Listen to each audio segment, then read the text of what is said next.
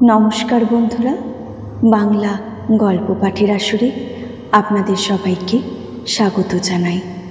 বন্ধুরা, আজ আমি আপনাদের পাঠ করে শোনাব তারাশঙ্কর বন্দ্যোপাধ্যায়ের লেখা হাঁসুলিবাগের উপকথা উপন্যাসের 24 নম্বর পর্বটি। উপন্যাসটি শুনতে আপনাদের কেমন লাগছে তা অবশ্যই কমেন্ট করে জানাবেন। যদি ভালো লেগে থাকে তাহলে একটি লাইক আর বন্ধুদের সাথে শেয়ার করে দেবেন। আর অবশ্যই চ্যানেলটিকে সাবস্ক্রাইব করে রাখবেন, যাতে উপন্যাসের পরবর্তী পর্বগুলি সাথে সাথে অন্যান্য গল্প কবিতা এগুলো আপনারা অনায়াসেই শুনতে পারেন। শুরু করছি আজকের উপন্যাস তারাশঙ্কর বন্দ্যোপাধ্যায়ের লেখা হাঁসুলিবাগের উপকথা পর্ব 24। মঙ্গল নাই, মঙ্গল নাই, ঘাড় নেড়ে বললে বনোয়ারি। সঙ্গে সঙ্গে গোটা কাহারপাড়া ঘাড় নাড়লে, ঠিক বনোয়ারির মতো করে। মঙ্গল নাই আর। মাতলার ছেলেটা মরল, মুখে গাছলা ভেঙে কালো ছেলেটাও কেমন কালচে হয়ে গিয়েছে। হাতের তালু কালছে, ঠোঁট কালছে, নখগুলো পর্যন্ত নীল হয়ে গিয়েছে। বাবা ঠাকুরের বাহনের জাতের দংশন নয়, এ সম্ভবত খরিস অর্থাৎ গুকরে বা কালকেউটের দংশন। কালকেউটে হওয়াও সম্ভব। রতনের ছোট ছেলে টেবো খুব টটোয়ার অর্থাৎ চতুর বুদ্ধিমান।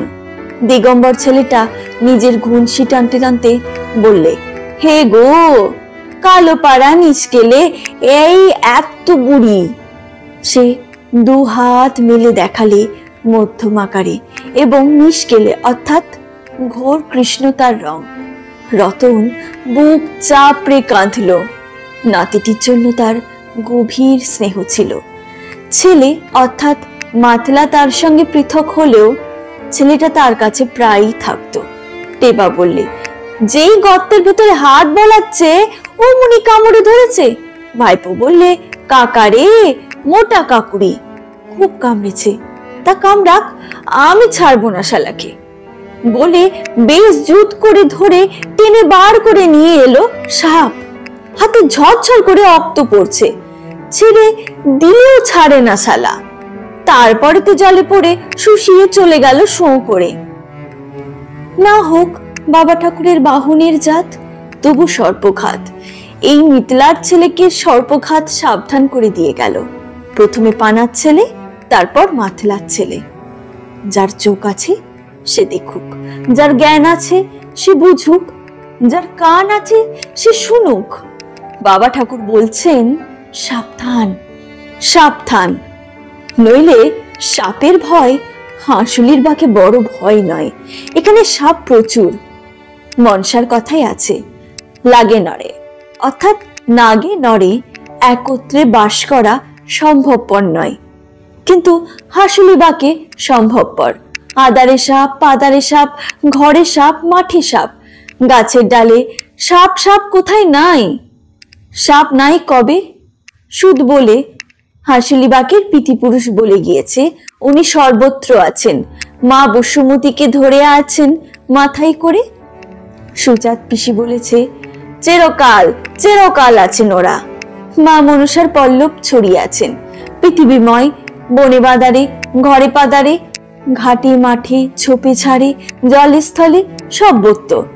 লাক আর নর, উনি ওকে এড়িয়ে চলেন, উনি ওকে এড়িয়ে চলেন। মাঝে মাঝে ছামো ছামো পড়ে এই বলে গেলাম, ও বলে গেলাম। সেই সময় ধৈর্য ধরো বাবা, হাতে তালি দিয়ে বলো, চলে যা চলে যা, আর পেন নাম করো। এরা সামনিতে অনিষ্ট করেন না।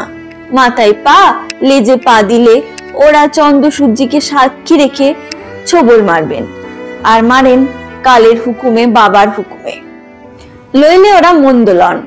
মানুষের উপকার করেন, ইঁদুর ধরেন, বাস্তু হয়ে কল্যাণ করেন ভিটের। খুব মিথ্যে কথা বলে না পিসি।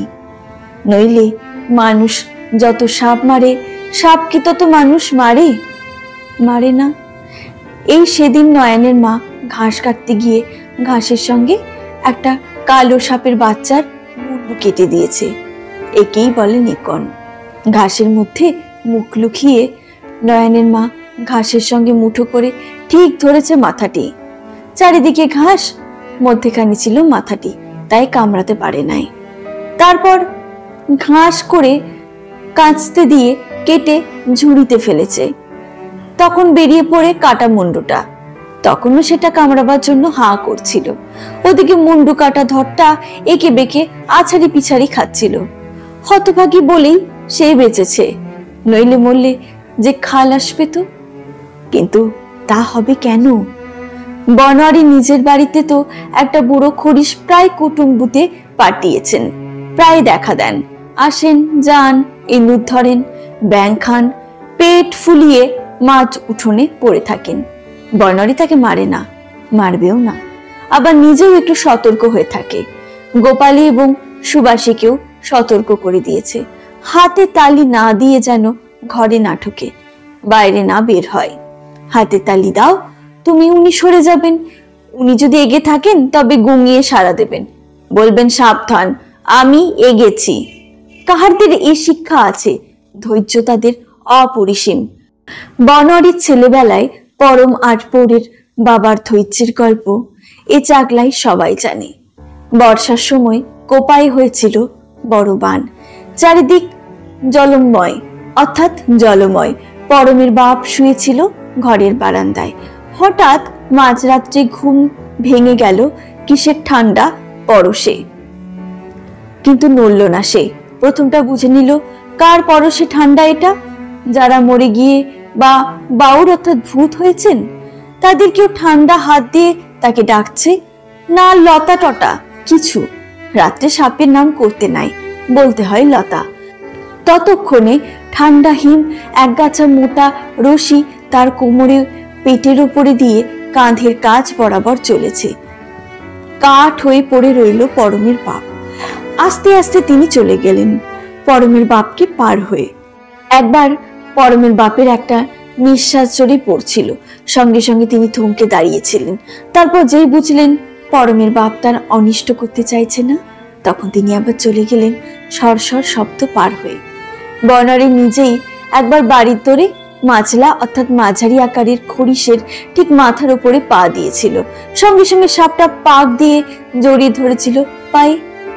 সে কি পাকের কষণ অর্থাৎ পেষণ, তবু বনোয়ারি মাথার উপর পায়ের চাপ আলগা করে নাই, আলগা করলেই কামড়াতো।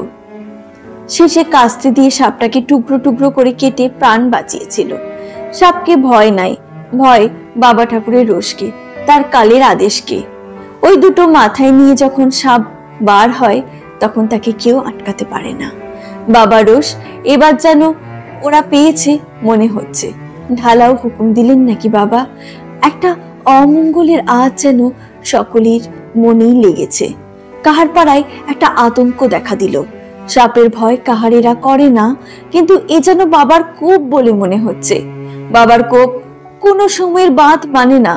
বলছো বছর ঘুরেছে, কিন্তু তোমার বছর আর বাবার বছর তো এক নয়। রতন, প্রহ্লাদ, গুপি বললে, বনোয়ারি, রূপাই, তোমাকে করতেই হবে। তোমার মনিব নিউ 9 বোর্ডের হাকিম, তুমি পেরে ধরে এক লম্প করে কেরাচিনির ব্যবস্থা করো। আধ বিরেতে মাথার গোড়ায় নিবানো রইল, জেসলাই ওইল, সন্দেহ হইলেই ফস করে জেলে ফেললাম। যুদ্ধের জন্য কেরোসিন তেল পাওয়া যাচ্ছে না, বাবুদের পর্যন্ত টিকিট হয়েছে। যে যেমন ট্যাক্স দেয় ইউনিয়ন বোর্ডে, সে তেমন কেরোচিনি পায়। কার পাড়ায় ইউনিয়ন বোর্ডের কাজ নাই, কর্মও নাই, রাস্তাঘাটও নাই, কাহারেরা নগদ ট্যাক্সও দেয় না। এতদিন গতরে খেটে বেগার ট্যাক্স দিয়ে অন্য গ্রামের পথঘাট মেরামত করে, তাদের জন্য টিকিট নাই, লুকিয়ে চুরিয়ে তেল পাওয়া যায়, কিন্তু সে দাম 5 গুণ, চোরাই বিক্রি। করালি বলে ওর নাম হলো বেলাগ মারকাটি, কে জানে কি নাম। ও নাম তাদের জেনেও কাজ নাই, ও দাম দিয়ে তেল কিনবার তাদের ক্ষমতাও নাই। করালি 2-1 জনকে তেল দিচ্ছে, যুদ্ধের খাতায় নাম লিখিয়েছে, ধর্মকে বেচেছে, কুল ধর্মকে ছেড়েছে, সে তেল পাচ্ছে। তেল পায়, চিনি পায়, আটা পায়, ঘি পায়, কাপড় পায়, পায় জলের দামে। বাজারের চালের দর 16 টাকা উঠেছে, করালি পায় 5 টাকায়। পাই, পেতে দাও। আর কেউ পাবার জন্য হাত পেত না। মনে মনে আশও করো না, সাবধান সাবধান। তবে বনোয়ারির কর্তব্য বনোয়ারি করবে। যাবে সে বড় ঘোষের কাছে, কাহারপাড়াকে বাঁচাতে হবে। বাবা ঠাকুরের বাহনে রোজ তাকে বাঁচাতে হবে। মনে মনে 3 সন্ধে তাকে ডাকে। মাথায় গোড়ায় লম্ফও রাখে। তার উপর পড়েছে বর্ষা আরম্ভ হবে। মালোয়ারি কুইনাইন চাই, সাবু চাই, চিনি চাই। সাবু চিনি বাজারে পাওয়া যায় না, পেলেও ওই আগুনের দর। যতদূর বাজার যেয়ে এ বাজারে ইউনিয়ন বোর্ডের হাকিমের হুকুমে কাজ হবে। বিকেল বেলায় মাঠের কাজ ফেলে সে গেল ঘোষ মশাইয়ের কাছে। সন্ধ্যের পর কি রাত্রে মদ খেয়ে এসব কথা ঠিক গুছিয়ে বলা যায় না। বড় কর্তা শুনে একটু হাসলেন, বললেন, কেরোচিন পেলে আমি নিই। বনোয়ারি কাতর কণ্ঠে বললে, আগে তাহলে আমরা কি করব? সর্প ভয়, আর কিছু নয়। সাধারণ সর্প ভয় হলে হতো আগে। এ হলো দেবকোপ। দেবকোপ? বড় কর্তা একটু হেসে প্রশ্ন করলেন। কাহার কুলের কৌতুকজনক কুসংস্কারের কথা শুনে আনন্দ আছে। আগে বড় বাবু বাবা ঠাকুরের দণ্ড দেবেন বলে মনে হচ্ছে। করালি মারলে বাবার বাহনকে, পানার কারণে খুতো পাঠা বলি হলো ওর কাছে। করালি বাবার শিমুল গাছে চড়ে নিন্দে ভঙ্গ করলে বাবার। খুব সহৃদয় এবং গভীর উপলব্ধির ভান করে বড় কর্তা বারবার ঘাড় নাড়লেন। তা বটে, কথাটা তুমি বাজে বলনি বনোয়ারি চরণ। বনোয়ারির চোখে জল এলো তার সহানুভূতিতে। চোখ মুছে বললে, বড় বাবু চরম খেনত হয়ে গেল। বাবার বিশ্ববিক্ষটি পড়ে গিয়ে অনেক কষ্টে তুললাম, গোড়া বাঁধিয়ে খাড়াও এঁকেছি, কিন্তু বাবা তো ইশারা দিলেন যে বিমুখ হয়েছি আমি। চললাম আমি তোমাদের থান থেকে। বনোয়ারির সঙ্গে কৌতুক বড় কর্তার বেশিক্ষণ ভালো লাগার কথা নয়। তার উপর বনোয়ারি চোখ মুছতে শুরু করেছে। এরপর যদি হাওয়া মাও করে কাঁদে তখন একেবারেই অসহ্য হয়ে উঠবে। সময় সাবধান হয়ে তিনি গম্ভীর হলেন, বললেন, হ্যাঁ তা একটু সাবধানে থাকবে তোমরা। আবার এক ঝলক রসিকতা ঠেলে যেন বেরিয়ে এলো। বললেন, এবার আর মাঠ থেকে ধান পান চুরি করো না রে, যেন বুঝেছ? আগে না, এবার বাবা ঠাকুরের থানে হলপ করার সবাইকে। ভালো, খুব ভালো, এখন বাড়ি যাও। আগে কেরোচিনি? কেরোচিনি তো নাই বনোয়ারি। গভীর দরদের সঙ্গে বড় কর্তা বললেন, ভদ্রলোকের ছেলেরা পড়তে তেল পাচ্ছে না। এবার বুঝলে, চন্দনপুরে বড় বাবু মাথা টুকে 2 টিন কেরোচিনি পেলেন না, শেষে বহু কষ্টে 1 টিন। তা বুঝেছ? কোথায় পাবো আমি বলো?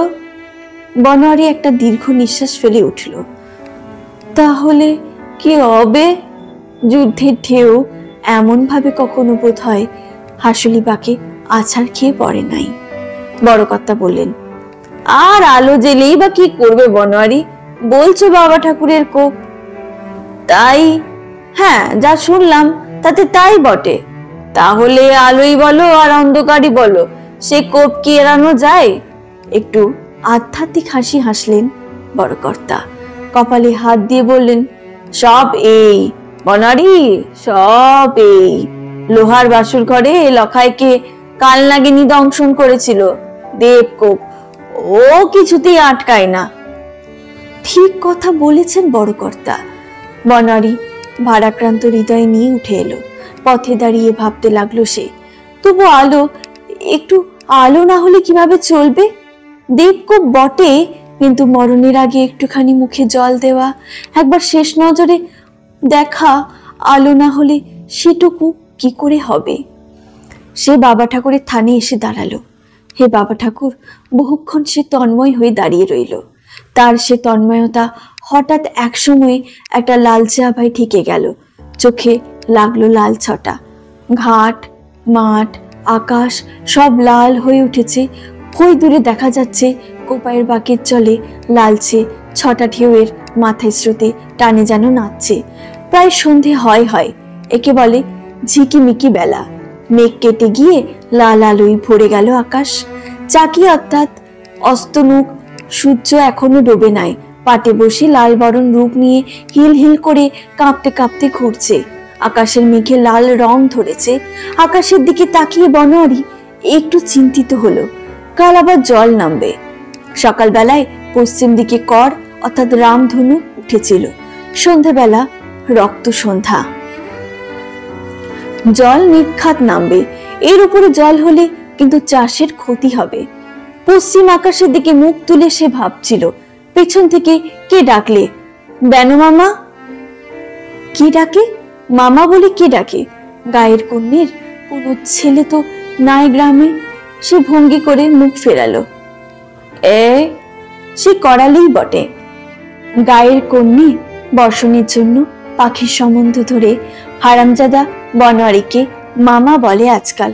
ডাক শোনাবা মাত্রই এই সন্দেহই তার হয়েছিল। সে কোনো উত্তর দিলে না, গম্ভীর মুখে তার দিকে তাকিয়ে প্রতীক্ষা করে রইল। করালি হেঁকে বললে, পাড়ায় গিয়েছিলাম আমি, বলে এলাম সকলকে আজকালের মধ্যে খুব জোর বৃষ্টি হবে, প্রবল বৃষ্টি। চন্দনপুরে তার খবর এসেছে। বনোয়ারির হাসি পেল। তারে খবর এসেছে বৃষ্টি নামবে। চন্দনপুর থেকে করালিচরণ বৃষ্টি বলছেন আজকাল। বল, সাবধান বল, তারে খবর এসেছে। বনোয়ারি তারের খবরের প্রয়োজন নাই বাবা। কার কুলের পেলাত। বনোয়ারির কাছে বাবা ঠাকুরের আকাশময় খবর ছড়িয়ে দিয়েছে। ঝড় বাদল এই খবর কাহারেরা পৃথিপুরুষ থেকে পেয়ে আসছে, আকাশের কাছ থেকে, পিঁপড়ের কাছ থেকে, পাক পক্ষীর কাছ থেকে, রামধনুর কাছ থেকে, বাতাসের গতিক থেকে। তুমি কাহার কুলের জাত হারিয়ে মেলোচ্ছ হয়েছ। তুমি চন্দনপুরে টেলিগ্রামের খুঁটিতে কান লাগিয়ে শোনো গিয়ে এসব খবর। করালি প্রশ্ন করলে, শুনছ? বনোয়ারি তাচ্ছিল্য ভরে বললে, আমি জানি হে, সে আমি জানি।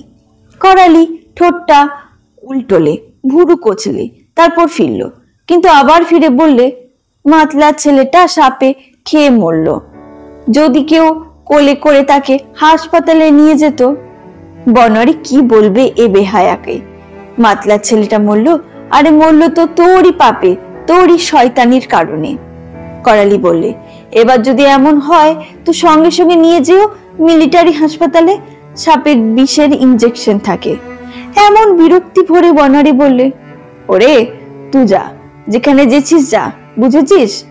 যা, আপন পথে সোজা চলে যা। যাবো যাবো, কেরোচিনের কি হলো সেই কথাটা শুনে যাই। কি বললে তোমার বড় কর্তা? চোরের একশেষ উটি। হুঙ্কার দিয়ে উঠল বনোয়ারি। করালি। করালি গ্রাহ্য করলে না, হন হন করে চলে গেল। যাবার সময় বললে, পাও নাই তা আমি জানি। জল নামলো। বনোয়ারির পাওয়া খবরও সত্যি, তাদের খবরও সত্যি, মিলে গেল। সকালবেলা থেকেই নামলো রিমিঝিমি রিমিঝিমি। মেঘ যেন নেমে এলো বাবা শিমুল গাছের মাথার গায়ে। মেঘের পর মেঘ হু হু করে চলে যাচ্ছে। পাতলা কালচে কুণ্ডলি পাকানো মেঘ। অন্ধকার হয়ে গিয়েছে ত্রিভুবন। বনোয়ারি হালের মুঠো চেপে ধরে বলদ দুটোকে থামালে। ব্যাপার তো ভালো লয়, এ যেন প্রলয়ের মেঘ। দূরে হাল বইছিল প্রহ্লাদ, সে তাকে হাঁকলো। প্রহ্লাদ থমকে দাঁড়িয়েছে। সে বললে, নামবে নাকি প্রহ্লাদ? প্রহ্লাদ এক দৃষ্টে চেয়ে রয়েছে আকাশের দিকে। নামবার লক্ষণ যেন মিলে যাচ্ছে। নামবে হাতি। আকাশ থেকে হাতি নেমে থাকে। 2-10 বছর অন্তর নেমে থাকেন দেবরাজের হাতি। কাল সন্ধিতে যেন তার লক্ষণ ছিল। বনোয়ারি বুঝতে পারা উচিত ছিল।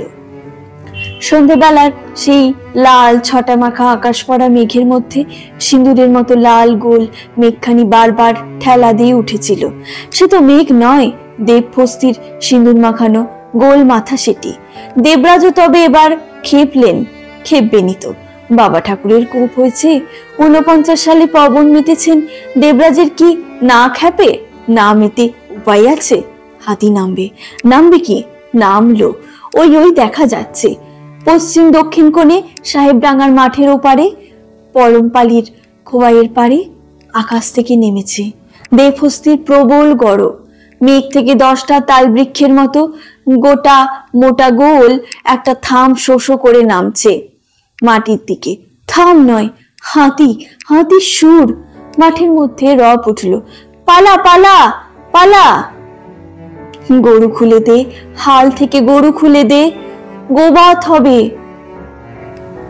খোলা পেতে ভয়ার্ত গরুগুলো ঊর্ধ্বশ্বাসে লেজ তুলে ছুটল, ডাকছে হাম্বা হাম্বা হাম্বা। গায়ে ডাকছে বাছুরকে, বাছুর ডাকছে গাইকে, ছাগলগুলো চেঁচাচ্ছে, ভেড়াগুলো নীরবে ছুটছে, ঘাসগুলো প্যাক প্যাক শব্দ করে জল থেকে উঠে ঘরে গিয়ে ঠুকছে। চকিত হয়ে ভয়ার্ত পাখিগুলো একসঙ্গে কলরব করে ডাকছে। গাছের শাখায় হনুমানগুলো ডাল আঁকড়ে ধরে ভয়ে কাঁপছে। পশ্চিম দিকে চেয়ে দেখে বনারী বুকের ভেতরটাও গুড় গুড় করে উঠল। চারিদিক জলে ঝাপসা হয়ে গিয়েছে, তারই মধ্যে আকাশ থেকে মাটি পর্যন্ত লম্বা কালো প্রলয় স্তম্ভের মতো বিরাট এবং গোল দেবহস্তির সে সুর ঘুরপাক খেতে খেতে এক ভীষণ শোষো ডাক ছেড়ে চলে আসছে, পালাও পালাও। ওর মধ্যে পড়লে রক্ষে নাই, আছড়ে মারবে মাটিতে, দম বন্ধ করে মেরে মাটিকে কাদার মতো ঘেটে তার মধ্যে আত পোতা করে দিয়ে যাবে। মাঠ শুদ্ধ লোক ছুটে পালিয়ে গেল উত্তর মুখে। বনোয়ারি ছুটে গিয়ে দাঁড়ালো জঙ্গলের আমবনের আশ্রয়ে। দেবলোকের হাতি ইন্দ্ররাজার বাহন, জল দেন ইন্দ্ররাজা। হাতিতে চড়ে মহারাজ মেঘের 7 সমুদ্র ঘুরে বেড়ান। তার বাহন মেঘের 7 সমুদ্র থেকে সুরে জল টেনে নিয়ে ছিটিয়ে দেয় চারিধারে ছোড়ো ছোড়ো ছোড়ো ছোড়ো। মধ্যে মধ্যে ইন্দ্ররাজা হাতির দণ্ড, তার নাম বজ্রদণ্ড অর্থাৎ বজ্রদণ্ড, সেই দণ্ড দিয়ে মেঘের সমুদ্রে আঘাত করেন। তার থেকে ঝলকে ওঠে আগুনের লকলকানি, করকর করকর শব্দে বাজ ডেকে ওঠে। কখনো কখনো পাপি তাপির উপরে এসে পড়ে সেই বাজ। পাপি মানুষ শুধু নয়, গাছপালা পশু পাখি কীট পতঙ্গ সবার মধ্যেই পাপি আছে। কখনো কখনো ইন্দ্ররাজার ভাই পবনদেব তার সঙ্গে বার হন। এই ছিল নিয়ম। কিন্তু মধ্যে মধ্যে ইন্দ্ররাজার হাতিটা খেপে উঠলে পিলখানা থেকে শিকড় ছিঁড়ে বেরিয়ে ঝাঁপিয়ে পড়ে মেঘের 7 সমুদ্রে। তখন মেঘ কালো হয়ে তোলপাড় করতে থাকে, মনে হয় দিন বুঝি রাত হয়ে গেল। তখন সে খ্যাপা হাতি নামিয়ে দেয় তার লম্বা সুর মাটি পর্যন্ত, দোলাতে দোলাতে চলতে চলতে থাকে। যেদিকে যায় সেদিকে এমন ভাবে জল হয় যায় যে মাঠঘাট ভেঙে সে এক প্রলয় কাণ্ড বেঁধে যায়। ধুয়ে মুছে ধান উপড়ে আল ভেঙে তাণ্ডব করে তোলে। মাইতখুশ বললেন, জলস্তম্ভ, হে বাবা ঠাকুর, হে কালারুদ্র, মাইতখুশের অপরাধ নিও না। হঠাৎ প্রহ্লাদ তার হাত টেনে ধরে বললে। সে প্রহ্লাদের দিকে তাকাতেই বলল, কি হলো কি তোমার? আসছে যে। এসে পড়েছে সে প্রলয় জলস্তম্ভ, গো গো গর্জন করে আসছে। সমস্ত লোক মাটিতে শুয়ে প্রাণপাত জানাচ্ছে। বনোয়ারির খেয়াল হলো সে উপর হয়ে শুয়ে প্রণাম করে জানাচ্ছে, নম নম, হে দেবতার বাহন, তুমি কি এসেছো প্রভু? বাবা ঠাকুরের বাহনের মৃত্যুর শোধ নিতে আগুন জ্বালিয়ে তাকে মেরেছে, তুমি জল ঢেলে তার শোধ নিতে এলে। সে ধীরে ধীরে শুধু মাথাটি তুললে। হাতিটা আসছিল পশ্চিম দিক থেকে পূব মুখে, আকাশ আর মাটিতে একাকার করে সুর দুলিয়ে দেবতার খ্যাপা হাতি মাঠে উইয়ে জল ঠেলে ঠেসে মেরে চলে গেল জঙ্গলের কোল ঘেঁষে বাবা ঠাকুরের ঠানটি বাইরে রেখে। সোজা পূব মুখে হুই করে গেল নদীর ধারে। ও মহা শব্দে ধসিয়ে দিলে খানিকটা পার। ও উপারে গিয়ে ঘুরছে ঘুরছে, ওই গিয়ে পড়লো মহিষ্টরীর ডডামপাড়ার ধারে। ডোমপাড়ার শেষ প্রান্তে রামকালীর ডোমের ওই ঘর। খ্যাপা হাতির খ্যাপামির কথা কে বলতে পারে? রামকালীর অপরাধের কথাই বা কে জানে? রামকালী ডোমের ঘরের উপর পড়ল আক্রোশ। চাপালে সেই ঘরের ওপর তার পেল্লাই সুর হুড় হুড় করে। ঢাললে জ্বর, হুড়মুড় করে ভেঙে পড়ল ঘরখানা। ঘরের লাগোয়া ছিল একটা তালের গাছ। গাছটার গোড়া খুলে উপড়ে ফেলে দিলে সেটাকে। তারপর ওই চলল। ওই কি হলো? থামলো? হ্যাঁ, হাতিকে থামতে হয়েছে। সুর গোটাচ্ছে। বোধহয় খ্যাপা হাতির সন্ধানে বেরিয়ে ইন্দ্ররাজা ধরেছেন তার নাগাল, মাথায় মেরেছেন ঢাউস। ওই যে করকর করে বাজ ডেকে উঠল। হাতি সুর গুটিয়ে চলে গেল সস্থানে। যাক, বর্ণালী এর মধ্যে একটা ভরসা পেলে, বাঁশবাদী কোনো অনিষ্ট হয়নি। বাবা ঠাকুর আছেন, যাননি। যাব বললেই যেতে দেবে কে? কাহারপাড়ার বিবৃক্ষটি যেমন আঁকড়ে ধরে টেনে তুলেছে, তেমনই ভাবে আঁকড়ে ধরবে। বনোয়ারি কেঁদে ফেললে। হে বাবা, তুমি ভরসা কাহারপাড়ার দণ্ডমুণ্ডের কর্তা, যদি নামে আবার খ্যাপা হাতি, তবে ও কি করো তুমি? আঙুল দেখিয়ে বলো, এধার নেহি উধার যাও। বলে দিও, দেখিয়ে দিও এই চন্দনপুরের কারখানাকে। আর ওই আকাশে উড়ে যাচ্ছে, দিন নাই রাত নাই, বর্ষা বাদল নাই, ঝড়ঝাপটা নাই, ওই উড়োজাহাজগুলোকে। মাথার উপর দিয়ে গো গো শব্দ করে আসছে যাচ্ছে, ওইগুলোকে খুঁড়ে ধরে মাটিতে আঁচড়ে ফেলতে হুকুম দিও। ও হ হ, কোথা দিয়ে মেঘের ভেতরে ভেতরে যাচ্ছে বুঝবার উপায় নাই, কেবল গঙ্গানির শব্দ যাচ্ছে।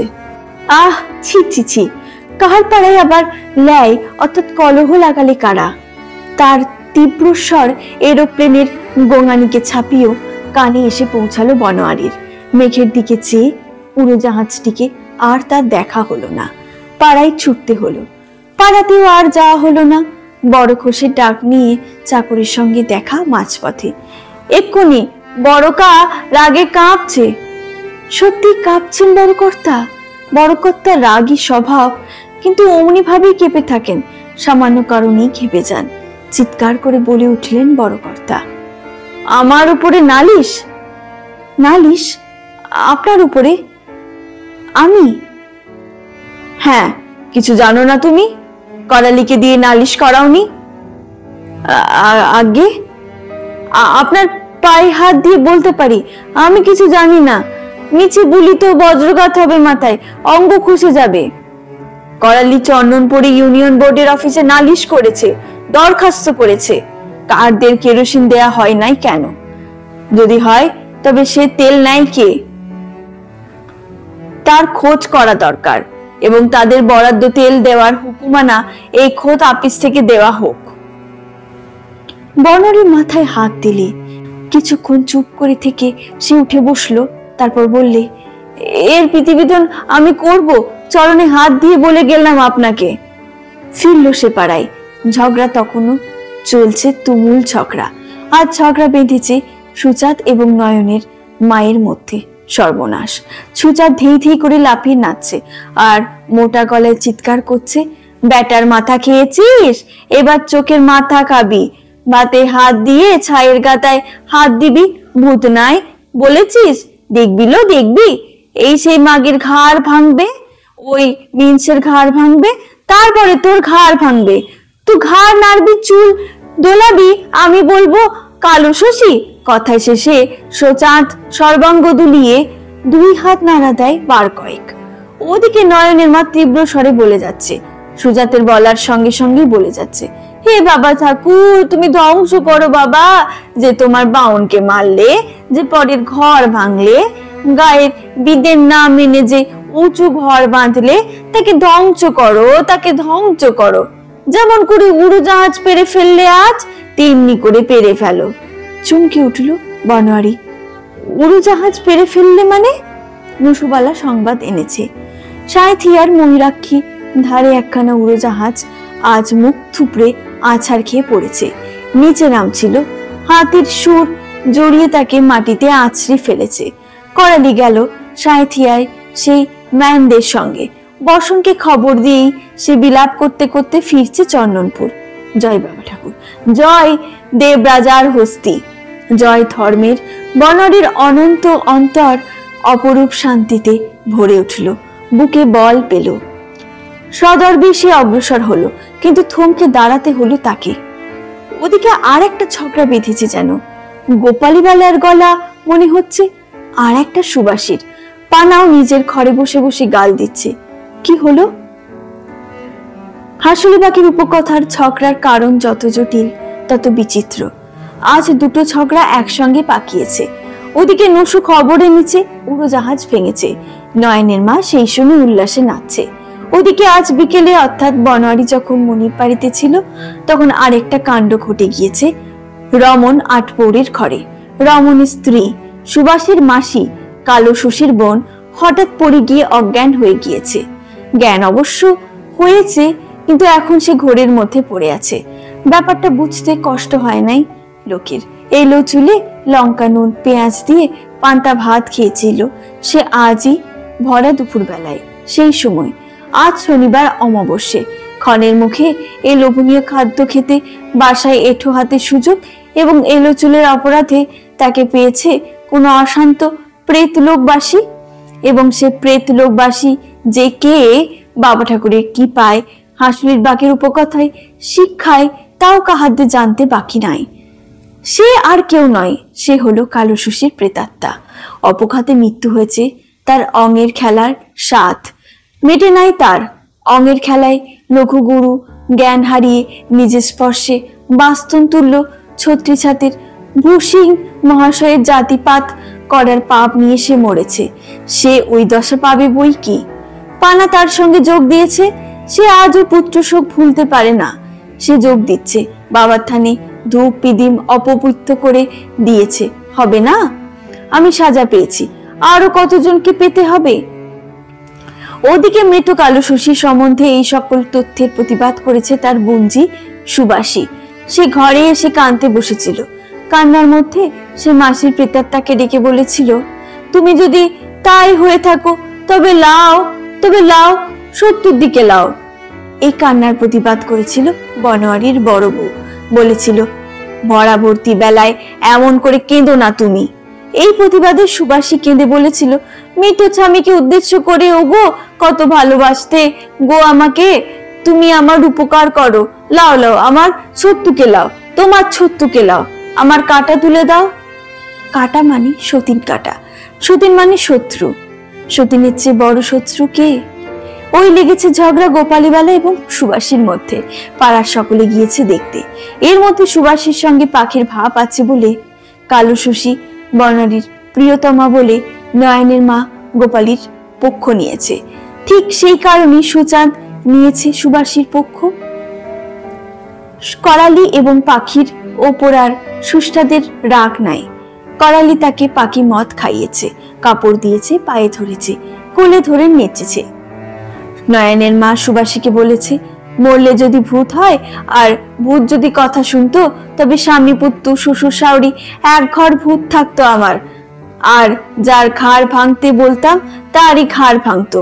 মরণ।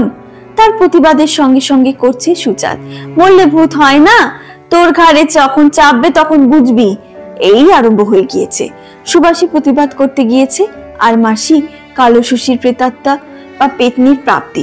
কিন্তু তারই পক্ষ নিয়ে সুচাঁদ তীব্র প্রতিবাদে প্রমাণ করতে আরম্ভ করেছে কালো শশী নিশ্চয়ই পেতনি হয়েছে এবং সুবাসী শত্রুদের সে নিপাত করবে। বনোয়ারির নিজের বাড়ি অবশ্য এখন স্তব্ধ। গোপালীওয়ালা আর সুবাসী দুজনই চুপচাপ শুয়ে আছে আপন আপন দাওয়ায়। ভাত পর্যন্ত হয় নাই। বনোয়ারি সমস্ত আক্রোশ গিয়ে পড়ল নিজের স্ত্রীদের ওপর। সুবাসীর উপরেই রাগটা বেশি হলো। আজ সে জানতে পারলে সুবাসীর সঙ্গে পাখির ভাব নাকি আছে। তার উপর কালো শশীর প্রেতাত্মাকে ডেকেছে। এক লাঠি টেনে নিয়ে তার চুলের মুঠো ধরে সে তাকে ঠেঙাতে আরম্ভ করলে। তাকে ঠেঙিয়ে সে ঠেঙালে গোপালীবালাকে, তাকেও দিলে অল্প কয়েক খা। তারপর সে লাঠি হাতে এসে দাঁড়ালো সুচাঁদ এবং নয়নের মায়ের মাঝখানে। সঙ্গে সঙ্গে সুচাঁদ পিছু হটতে লাগলো। কয়েক পা পিছু হটে সে হন হন করে চলে গেল মাঠের মধ্যে। সেখানে কোথা বসে সে গাল দেবে, পরিশেষে সে কাঁদবে মৃত বাপকে স্মরণ করে, কারণ বনোয়ারি ভাইপো হয়ে তাকে লাঠি দেখিয়েছে। নয়নের মা কিন্তু পালালো না। সেই বিড়ালির মতো স্থির দৃষ্টিতে চেয়ে দাঁড়িয়ে রইল। পানার উদ্দেশ্য নাই। সে ঘরে খিল দিয়েছে। তার বউ বললে জ্বর হয়েছে, শুয়েছে। দাদা, ঠিক এই সময় কে একটা পিছন থেকে ডাকলে। কে? আমি বসন। হ্যাঁ বসন। বসনের কোনো অপরাধ নাই, তবুও করালি পাখির কারণে তাকে দেখে বনোয়ারি প্রসন্ন হতে পারলে না। গম্ভীর মুখে বনোয়ারি বললে, কি? একখানা কাগজ তার হাতে দিয়ে বসন বললে, তোমার কাঠ। কাঠ? হ্যাঁ, কেরোচিনি চিনি এসবের ছাড়। নিউনাইন বোর্ড থেকে এসেছে। নসু দিয়ে গেল আমাকে। সেক্রেটারি করালিকে দিয়েছে। জাঙ্গলের হেদু মন্ডলের ছেলে আইছিল, সে সবাইকে দেখে সবাইকে দিয়েছে, এইটি তোমার। কাঠখানা ছিঁড়ে ফেলে দিল বনোয়ারি। তারপর সে বার হলো পাড়ায়। ইউনিয়ন বোর্ডে এমন কথা বলতে করালিকে কোন কাহার বলেছে? কেউ বলে নাই, সকলেই চুপ করে রইল। ফেলে দাও কাঠ। প্রহ্লাদ বললে, বেনো ভাই? না। না লয়? একটু শক্ত হয়ে সে বললে, সে ভাই অন্যায় হবে, ভেবে দেখো তুমি। কাঠ দিয়েছে ইউনিয়ন বোর্ড, আমরা বেগার দিই, আমাদের কাঠ কেন ফেলে দেবো? কিন্তু কেউ যদি শুধু হয় ঘোষ মহাশয় তোমাদের কেরোচিনি মেরে দিত কিনা, তা কেন বলবো? সে বলবে কেন? করালিকেও বলতে তোমরা বলো লাই? না, কেউ বলে লাই। মুখ থাকতে নাকে ভাত দেয় নাকি কেউ? বললে তোমাকে বলতাম আমরা। ব্যাস ব্যাস। প্রহ্লাদ বনোয়ারির ঘেরা কাঠখানা এনে জুটতে বসলো। বনোয়ারি বাড়ি এসে বিছানায় শুয়ে মনে মনে বাবা ঠাকুরকে ডাকতে লাগলো। ঝমঝম করে জল নেমেছে আকাশ ভেঙে। আবার হাতি নামবে নাকি? কে ডাকছে এর মধ্যে? কে দরজায় ধাক্কা দিচ্ছে? সুবাসী দরজা খুলতে গেল, কিন্তু ধমক দিয়ে বনোয়ারি বললে, এই! কে জানে কে, মানুষ নাকি তাই বা কি জানে? কালো শশী লয়? কে বলবে? আজ আবার কালো শশী সাড়া দিয়েছে। কে কে তুমি? কাঙাল, আমি কাঙাল। অমন কাকার বউ মারা গেল, আমি খবর দিতে এসেছি। মারলে তবে কালো শশী? বনোয়ারি বাবার নাম করে বেরিয়ে এলো। বন্ধুরা, আপনারা এতক্ষণ ধরে শুনছিলেন তারাশঙ্কর বন্দ্যোপাধ্যায়ের লেখা হাঁসুলি পাখির উপকথা উপন্যাসের 24 নম্বর পর্বটি। উপন্যাসটি শুনতে আপনাদের কেমন লাগলো তা অবশ্যই কমেন্ট করে জানাবেন। যদি ভালো লেগে থাকে তাহলে একটি লাইক আর বন্ধুদের মধ্যে শেয়ার করে দেবেন। আর অবশ্যই চ্যানেলটিকে সাবস্ক্রাইব করে রাখবেন, যাতে এরকম সুন্দর সুন্দর গল্প, কবিতা, উপন্যাস আমি আপনাদের অনেক বেশি করে শোনাতে পারি। আবারও আপনাদের কাছে হাজির হব অন্য কোনো গল্প, কবিতা কিংবা এই উপন্যাস নিয়ে। ততদিনে ভালো থাকবেন। Thank you.